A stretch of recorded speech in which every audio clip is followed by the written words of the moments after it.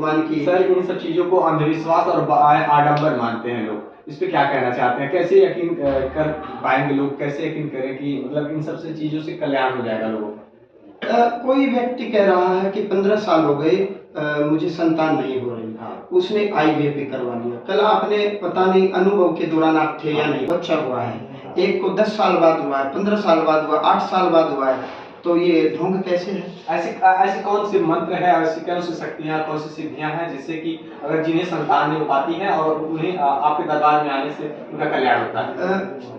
षष्ठी देवी का एक पाठ है, छठ माता। छठ माता का एक वो जो दिव्य पाठ में वो भक्तजनों को देता हूँ, उसमें छठ माता कहती है फलश्रुति में, फलादेश में, कि जो ये पाठ करेगा निसंदेह काकबंध्या औरत होगी कि इसको तो बच्चे हो ही नहीं सकते, उसको भी 1 वर्ष के भीतर पुत्र रत्न की प्राप्ति होगी। अब छठ माता भी झूठी हैं, तो फिर इसमें तो मैं क्या कह सकता हूँ। सर भविष्य भी बताते हैं आप? अब भविष्य बताना का मतलब नहीं होता। आप मेरे सन्मुख आए हो और आपके चित्त में, आपके मन में या तो आप आर्थ हैं, दुखी हैं, या अर्थार्थी हैं कि धन की अभिलाषा से आए हैं, या मुमुक्षुजन है, केवल भगवान की प्रीति भाव से आए हैं, तो उसमें जो भगवान के संकेत, जो प्रेरणा मुझे लगती है कि क्या हो चुका या क्या होने वाला। एक क्वेश्चन करूं? हाँ, एक करो तो। मेरी शादी कितने साल में हो जाएगी? अभी कोई संकेत नहीं है मेरे पास, कोई ऊर्जा नहीं है, कोई भाव नहीं है मेरे चित्त में। आप दरबार में बैठे दरख्वास्त लगाएं। अब तो आपने मुझे अपना विषय भी कह दिया कि आपका प्रश्न क्या है। ये न भी कहते और चुपचाप 20 रुपए की दरख्वास्त लगाते कि मेरा भी नंबर आए, तो मैं स्वयं बता देता कि आपका प्रश्न शादी को लेकर के, और इतने दिन में आपका विवाह हो जाएगा। सर 3 दिनों का ये दरबार है और इसमें से लाखों लोगों की भीड़ है। लोगों का ये सवाल होता है कि महाराज जी से हमारा कब सम्मुख होगा, कब मुलाकात होगी, और हमारे बारे में महाराज जी कब मतलब चर्चा करेंगे, या फिर हमको कब देखेंगे, तो मतलब कैसे संभव पाता है? बस ये सवाल है। केवल 20 रुपए की दरख्वास्त आत्मा और दिल से, हृदय से अपने भगवान को, जिस भगवान के स्वरूप को आप मानते हो, भगवान शिव को मानते हो तो शिव को कहें, दुर्गा माँ को मानते हो तो दुर्गा माँ को कहें, जिस गुरु में आपकी आस्था है उस गुरु का चेहरा, मुख का ध्यान करते हुए उस परमपिता परमात्मा को कहें। 21 बार 21 टाइम्स घड़ी की सुई की दिशा में वो 20 रुपए का ओसारा करके दरख्वास्त पत्र में आप छोड़ दें और भीड़ में कहीं भी बैठें। फिर मैं अपने आप नाम से, समस्या से अपने आप बुलाऊंगा। उसकी समस्या क्या है, समस्या का कारण क्या है, ये भी मैं बताऊंगा, और क्षण भर में पर्चे पर क्या भक्ति उसको करनी चाहिए मैं लिख करके बताऊंगा। और फिर भगवान की, सर अगर आप जिन्हें ना बुलाए तो? न बुलाए तो फिर अगले किसी दरबार में आए। अब लाखों की भीड़ में किसको बुलाऊंगा? एक रात में मैं 100 को बुला लूंगा। तो एक रात में क्यों 100 बुला लेंगे? 100 को या 200 को, बस एक व्यक्ति को मैं 3-3 मिनट दूंगा, 4-4 मिनट दूंगा, 5-5 मिनट दूंगा। 100 व्यक्तियों को बुलाऊंगा तो 500 मिनट हो गए, कितने घंटे हो गए विचार करें। ऐसे में सर अन्य कहीं दरबार लगे दूर, कहीं अन्य जिलों में, तो हम यहाँ भक्तजन जाए, वहां आए। इसके अलावा आज एक दिव्य अवधान होगा। अवधान क्या होता है कि जो मेरे पास भगवान की कृपा है, मैं मंत्र पाठ करूंगा तो डिवाइन एनर्जी, दैवीय ऊर्जा आपके शरीर में, घर में, धंधे में प्रवेश करेगी।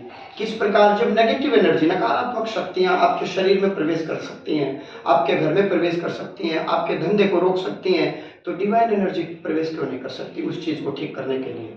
तो उस डिवाइन एनर्जी की हीलिंग हम आज सबके साथ करेंगे, फिर आप उन भक्तों के अनुभव लेना। सर समाज में कुरीतियां तेजी से फैल रही हैं, लोग अपने माता पिता की बातों को न मानते हुए प्रेम विवाह ज्यादा करना जरूरी समझ रहे हैं, और ऐसे में सर सुखी नहीं जीवन जी पा रहे हैं सर, और अंत में सुसाइड या फिर कामांतर की घटनाएं। ये एक सामाजिक विषय है। देखो, लव मैरिज कोई आज नई बात नहीं है। गंधर्व विवाह, भगवान श्री कृष्ण के साथ अर्जुन रहते थे, अर्जुन ने भी गंधर्व विवाह किया, अनेकों विवाह अर्जुन ने किए जिसमें लव मैरिज भी की। तो इसमें मैं कुछ नहीं कहूँगा, ये जीव की पर्सनल चॉइस है कि कौन कहाँ विवाह कर रहा है, इसमें मैं ना ही कुछ कहूँ तो ठीक। सर शाकाहारी और मांसाहारी जो मनुष्य दिन प्रतिदिन सर्वाहारी होता जा रहा है और ज्यादातर जानवरों को मार खा रहा है, उस पर क्या कहना चाहते हैं सर? मनुष्य को वैसे शाकाहारी होना चाहिए, वेजिटेरियन होना चाहिए, लेकिन 3 प्रकार के गुण है, तामसी, राजसी, सात्विक। अब जो राजसी तत्व वाले हैं तो उनके गुण प्रकृति के द्वारा निहित किए गए हैं और उनको बताया गया है कि आपके गुण ऐसे हैं, इसलिए आपने शराब पीनी है, आपने नॉनवेज खाना है। तो जो तामसिक प्रवृत्ति वाले व्यक्ति हैं वो नॉनवेज खाएंगे, और यदि आप परम आनंद चाहते हो तो शाकाहारी बनो और बीमारियों से बचे रहोगे। शाकाहारी बनना चाहिए। बाकी ये भी एक सामाजिक विषय है, जीव की अपनी पर्सनल चॉइस है, इसमें भी मैं ज़्यादा कुछ। सुकून कैसे मिलेगी? सात्विकता के कारण। शुद्ध भोजन करें, सात्विक भोजन करें, नियमित आहार लें, पूरी नींद लें और अंतर्मुखी होकर के चिंतन करें। बाहर से तो हम सफाई कर लेते हैं, कपड़े धोते हैं या इत्र परफ्यूम लगाते हैं, लेकिन भीतर की सफाई, भीतर के कौन से दुर्गुण अवगुण, काम, क्रोध, लोभ, मोह, ये हमारे भीतर में होते हैं। इनकी सफाई कैसे होगी? अंतर्मुखी होकर के भगवान नाम से, नाम सुमिरन से, जप से, तप से, मंत्र से, ये हम करना नहीं चाहते। सर, अपने अंतरात्मा की हलचल को कैसे कम करें, कैसे खत्म करें?